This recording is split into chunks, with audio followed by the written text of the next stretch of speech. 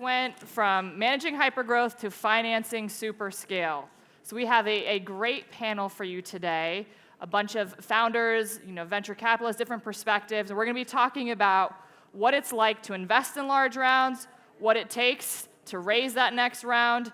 You should be able to leave here with tips and tricks yourself if you are on the venture side and you want to get more money, if you're on the startup side and you want to get more money, and really where the money is coming from, both in terms of a geography and everything else. So with that, let me go ahead and introduce this incredible panel. We have Miguel, who is the moderator. Go ahead, Miguel, and join us on stage. We also have Tom, Rika, Oier, and Ignacio. So come on up.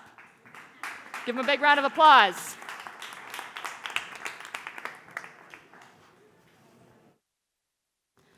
Hello, yeah. So good afternoon. We have a great panel this afternoon, rock stars, to discuss about financing superscale. So we have a mix of investors and entrepreneurs, founders, to give us a very interesting perspective on superscale and on financing that. So I may just ask you to introduce yourselves very quickly and your firms so that people know a bit what you guys are doing. So if you start, Tom. Yep, I'm Tom Mendoza, entrepreneur turned VC. I joined the dark side 3 years ago. I work for EQT Ventures. We're a founder-led venture firm. We invest out of a 600 million euro fund into A through C rounds. And we look for category-defining businesses coming out of Europe. So we invest in both B2C and B2B. Great. So I'm Nacho, I'm the CEO of Fever, and just to give you a quick overview on what we're doing. So people spend money on 3 things, housing and rent, transport, and having fun. We help with the having fun part. And so there's 3 main parts to the business. We've got a discovery marketplace where people can come and find the best experiences in their city, all the way from an escape room to a music festival, theater, and so on. We also own the largest local media for entertainment in all the cities we're in, so Madrid Secreto, Secret London, Paris Secret, where we're reaching over 12 million people per week. And then we've also started co-producing experiences in a similar fashion to what Netflix has been doing with their Netflix originals. We're using data from our marketplace to help organizers create new experiences that did not yet exist. And some of you may know the escape room of La Casa de Papel in Madrid, which has been going on for, well, it just ended, but we had 100,000 people go to that one. So, yeah, that's Fever in a nutshell. So I'm Oier, I'm the founder of Lookiero. Lookiero is a personal shopping service for women. It's also the fun part of the investment. So how it works is based on the style profile that our clients fill in the website. A personal shopper will choose 5 items that we deliver to the client's house, and she has 5 days to decide what she keeps and return the rest. We launched 3 years ago, and we are now in 7 European countries. We are 300 people, and well, what I would say is compared to traditional ways of buying, our clients really value the personalization. So each box is totally personalized. All the boxes that we deliver are different, and the discovery. We help them discover new brands, new possibilities of fashion that they wouldn't have chosen by themselves. Thank you. I'm Rika, CEO of OnTruck. So I'm in a very unsexy industry, not like fashion or having fun, or VC. So I'm in trucking. And what we're a marketplace, a platform that connects companies that are looking to move goods. So Coca-Cola, P&G, they all need to move their goods with truck drivers. And we're currently operational here in Spain, UK, France, and the Netherlands. Okay, thank you very much. So first of all, in terms of superscale, so when we define scale or superscale, it'd be interesting to understand from an investor perspective what you guys look for in terms of scalability. What are the metrics? What are the business models? What type of things are you looking for to make sure a business is actually scalable? Tom? Yeah. I wouldn't get here into the nitty-gritty. I think to take a step back, when we invest early stage, we're looking for it's founder and market bets. When we move towards scale, I think fundamental piece of the equation is product market fit. I think everyone drums that and talks about it a lot, but that's the key part of the equation in our opinion. But then following that is that you have product market fit in a market that is large and a market that is expanding, able to generate the returns that could justify a scale round. And I think last but not least, we're not looking for profitable unit economics at that point in time, but clearly a path towards them. And those for us, or for me personally, are like the key pillars of a growth round. Mm-hmm, mm-hmm. And in terms of the entrepreneurs here, what do you think makes your business scalable? What has resonated with investors? Obviously, you guys have raised recently large rounds. So what has resonated really with investors in terms of my business scalable, I'm able to export it, in addition to, I mean, the metrics themselves, no? So I think in our case, from the very beginning, we wanted to be a platform that's innovating on a global level. And the investors we have are international investors, and I think what they value is a company that wants to be the leader in what they're doing from day one. So Fever, from day one, we launched Madrid, and we built our tech hub here, but immediately launched London and New York. And talking about unit economics, those markets after a few years are now profitable. Mm-hmm. So I think showing that you have a model by which cities become profitable, and there's that path towards profitability. That's something that we've seen in the equity story has been very important. And then replicating. In our case, it hasn't been that much about launching many cities very quickly. It's about launching the right cities and showing that you have a model that replicates well and that follows a certain trend and that improves with every market you launch. So we're now in 5 countries. We're in LA, we're in New York, we're in Chicago, we're in Barcelona, Madrid, Lisbon, Paris, London, Manchester. And we're always improving on the playbook. So yeah, I think the combination of being global from the very beginning and also showing a path towards profitability, and that essentially means it's a business that can, at some point, IPO, which I think it's important to have that vision. Oier? Yeah, so I would say it's the combination of their answers. One, internationalization, that you can prove that this doesn't only work in Spain, but also in international markets.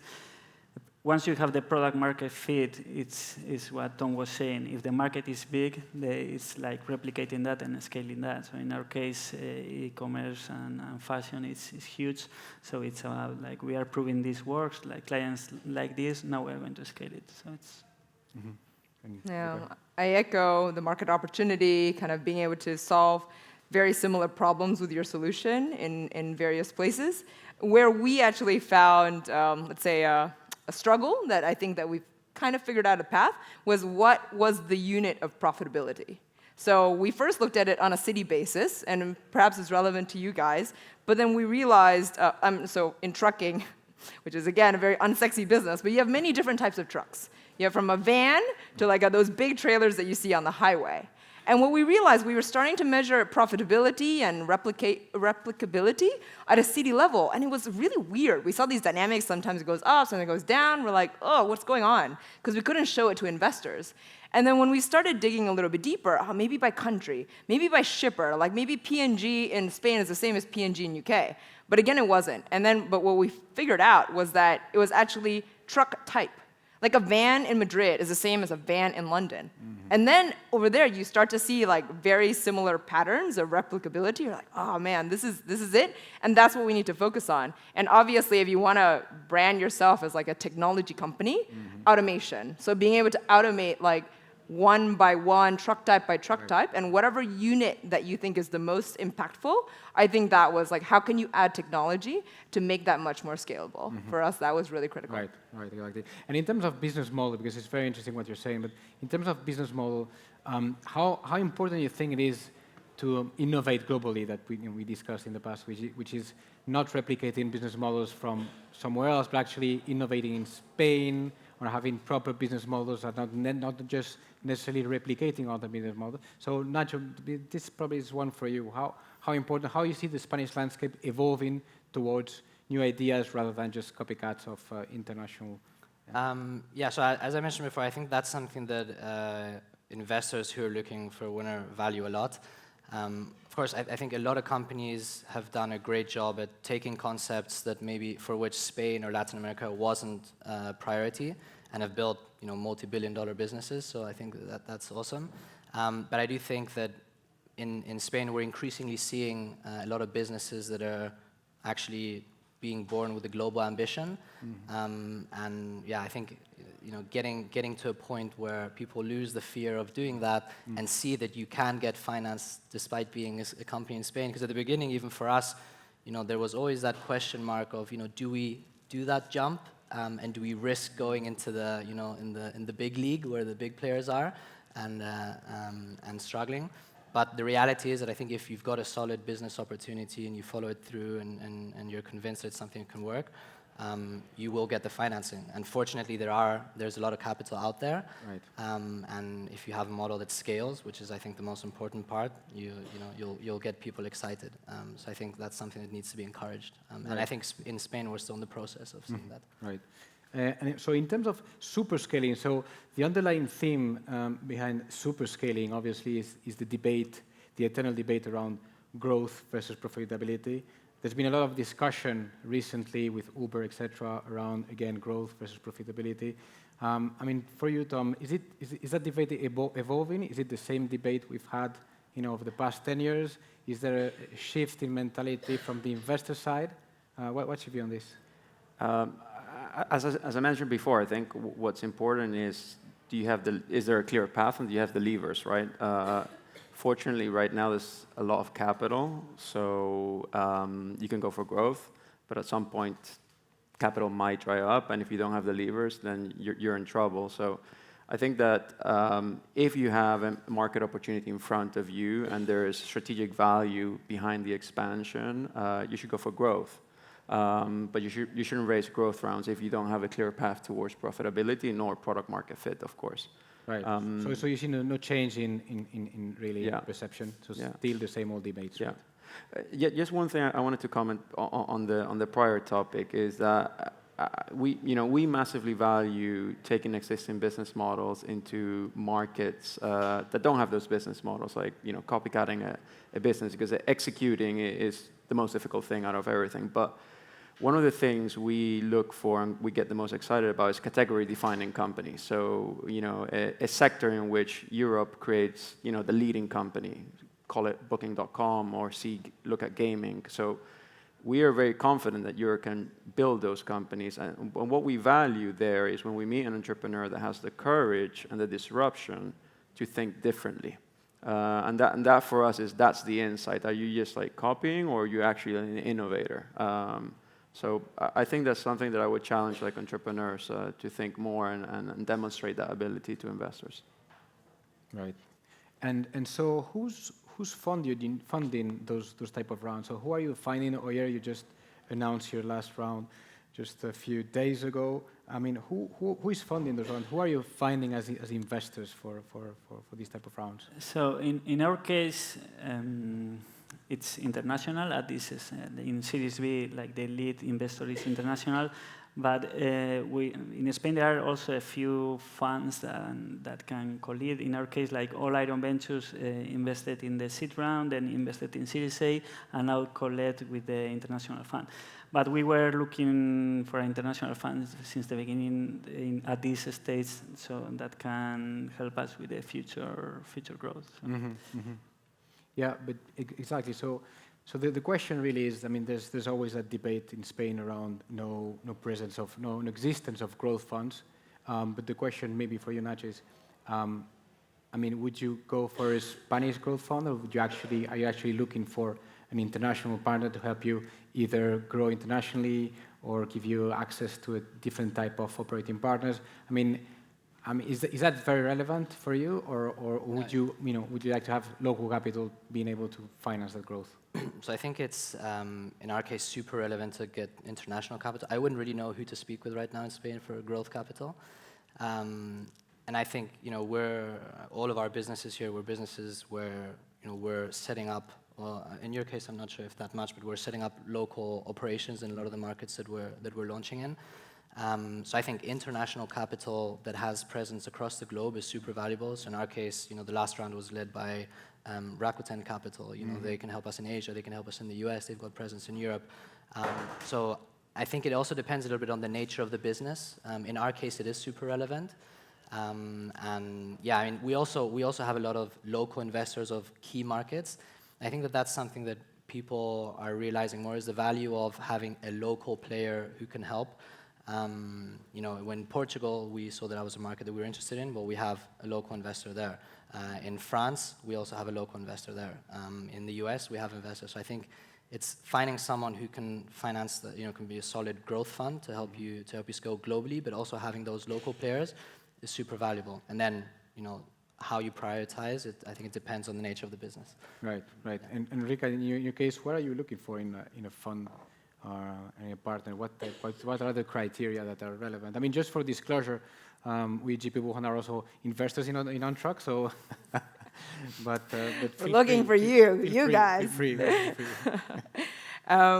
So I mean, we did a seed, Series A, and Series B, and I think in every round you look for something slightly different. I think the seed round is just someone that believes in you, typically that really believes in the team, your ability to execute, believe in, like, let's say, the dream. In the Series A, we were actually looking to expand into the UK, so it was kind of our first international foray, so that was one in which Atomico led, and that one I think is very similar to you when you were trying to look for, let's say, someone that could really help you in your kind of strategic plans. And now, as kind of we're looking at our kind of Series C and going forwards, I would say we're looking for someone that has the long-term vision. I think especially if you build something like a marketplace, it requires, you definitely need to see the path to profitability, but we're not there yet. And we're probably not going to be there yet until the next 3 to 5 years. And someone that has, let's say, the long-term vision is willing to stick it out for the ride. And also, and maybe this sounds a little bit hokey, but someone that actually really believes in the mission. Like one of our core things, we really do want to make a social environmental impact by making trucking efficient. And so actually many of the interests doesn't necessarily come from pure financial investors, but more those are, let's say, thinking about climate change or more strategic partners that want to see it for the long run, that have, let's say, a strategic advantage in making trucking efficient. Oier, what are you looking for? Yeah, so first of all, I want to partner with people that I like.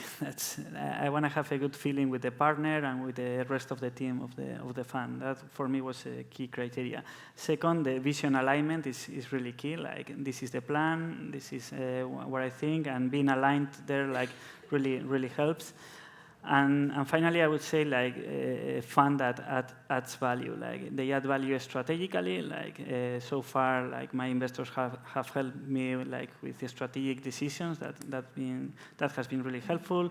Also, the Oier guys, they were founders before, so they could bring their experience. And they add value also with contacts, both other VC, other startups that are similar from which we can learn. And finally, they add value with future financing, or doing it by themselves, or introducing you to the right funds for the future rounds. Okay. And in terms of the day-to-day of funding, of financing superscale, Nacho, so is your feeling that you're always in round mode, you're always speaking to investors, always considering those type of, or you actually need a specific team dedicated to that, or you should devote a team to funding so that you can actually focus on the business? Is that perception you have? So I think that part of your job as a CEO or as a founding team is to share the vision and the mission of the company. And if you put someone else to do it, I think that you're going to really decrease the chances of getting someone that's aligned with what you want to build. So I think that for us, this round, it is true that you spend a lot of time, but also it's the most important decision for the company, picking the right partner. So do I feel like I'm always in fundraising mode? Sometimes. Now I just raised, the bank accounts are pretty full, so now I don't have to speak to that many investors. But you still speak, but it's a different conversation. So you're not, it's more of a casual conversation. It's more about, when we do speak, what should we be talking about, and getting, especially when you're talking about bigger rounds, starts becoming a very big commitment from the fund as well. So making sure that you're aligned, it's not something you do in 2 months. I think that now we're having a lot of conversations that we'll be reactivating a year or 8 to 15 months from now. So now you are still speaking to investors, but not in fundraising mode, and I love that. Like it's been yeah, raising rounds is very stressful. Yeah. So now I can dedicate time to the business. I mean, I won't lie, I was dedicating like 80% of the time to fundraising when you're in fundraising mode. It's good because it means if the business is still growing, it means that you've got good management in place and that the business works. But at the end of the day, what excites me is to have an impact on the business. So now because we've heard stories, recent true stories around companies closing a round and already starting working on the following round, which is kind of crazy, but that happens, particularly in super scale. So, Tom, how do you think about this? I mean, do you always expect the founders to be 100% there, in particular for those rounds, for those super scale rounds, or is it normal that at some point in time there's another layer of management that actually takes the lead on that, or you really need to hear the vision and the mission and hear it directly from the founders? I think that in the best companies, always the founders are involved. I think what changes is that you get a CFO to kind of like really take the lead on kind of like the data room and process, and that shifts. And in some cases, CFO is supported by advisors, but it's always the founder. I mean, at the end of the day, we're backing founders. So if the founder is not there, then yeah, it's a red flag in our case. Right. And what alternatives do we have to equity? Maybe Rika, you can explain a bit what you've seen in addition to funding Superscale with equity. What other things are you guys thinking about? I would say there's two key sources of funding beyond equity. One is public funding. I would say there are many generous governments in Europe that are looking to really drive kind of the European employment, European innovation, and it's very generous long-term loans. And I would say our finance team are constantly in search of those. The second is actually venture debt. Maybe we're a particular situation in which we have a lot of working capital needs. So while we work with a lot of Spanish, French banks, they typically don't have the risk appetite to extend a ton of credit to startups. And so that's, I think, where venture debt we've really looked into. Because although it is more expensive, is far less dilutive than equity, and oftentimes can be, can actually extend an equity round. The only thing is there are not as many, founders that understand like the terms and how to deal with venture debt. And obviously, if you don't pay the debt back, you're kind of screwed. So I think it's even more important to have founder-friendly venture debt partners than ever. Yeah. How do you think about those, Tom? I mean, are you happy generally having also venture debt in the company, or? Well, I think if you can raise equity, my preference would be in general terms to raise equity rounds, but it depends of for what you're actually raising the capital, right? I mean, in some cases you might want some balance sheet and to test some lending products out or something like that, or working capital. So, but if you're looking just for like growing the business, I think equity financing is a preference. Sometimes things don't gel and you just have to go for it. And there's great providers of venture debt. Right. Yeah. Okay, I have time just for one last question. So if I may ask each of you just one tip for the people in the room for financing Superscale, just one tip you may give the audience. Maybe we start with Nacho. My advice would be, put some clothes in a backpack and just travel around and meet people all over the world, literally all over the world, and speak to people who can fund your company. There's very interesting funds in a lot of countries, not just the US. I mean, you've got in the Nordics, you've got in Germany, if you go to Asia, and I think part of the area where people fail early on is a lack of persistence and a lack of wanting to actually force yourself to do the work and go out there and not give up, and so I think that would be my tip. Okay, thanks. Oier? Yeah, persistence is a really good one. But in my case, what I learned in this round is that VCs invest in lines and not in dots. No? So we went to London without being in London before, and they were like, wow, you've been really under the radar until this point, but now I want to see a progression. It's like, I don't have that much time for progression. So I would say like something we learned, if I had to do it again, like Series A, I would include an international fund, a startup talking to funds like internationally early on, like not once you get so far in the. Okay. Rika? I think it's about preparing yourself for fundraising. So I'm not the CEO, and so he's the one that goes out and speaks to investors, and he has to, sell the dream, sell the story. But I guess he relies on me to, let's say, keep the company together. And we know it's a marathon, so like I'm the one, providing the water, fresh towels, whatever you need to go out there, and you have to think about how to manage the business because I'll take care of it. Right. And I think you have to kind of have that, let's say, dual roles to prepare for a large fundraise. Okay. Tom, final word? Yeah, I would say that there's a lot that goes in the fundraise, that the very best founders build a very good narrative and are very tactical about how they fundraise. And it's an art. So I think that's something that, when you're picking your kind of early stage investors, take that into consideration. All the way from like narrative, how you're creating FOMO, these are all things I think you need to kind of study carefully, and that will help you like accelerate your fundraisers. Okay. All right. Thank you very much for being there this afternoon. And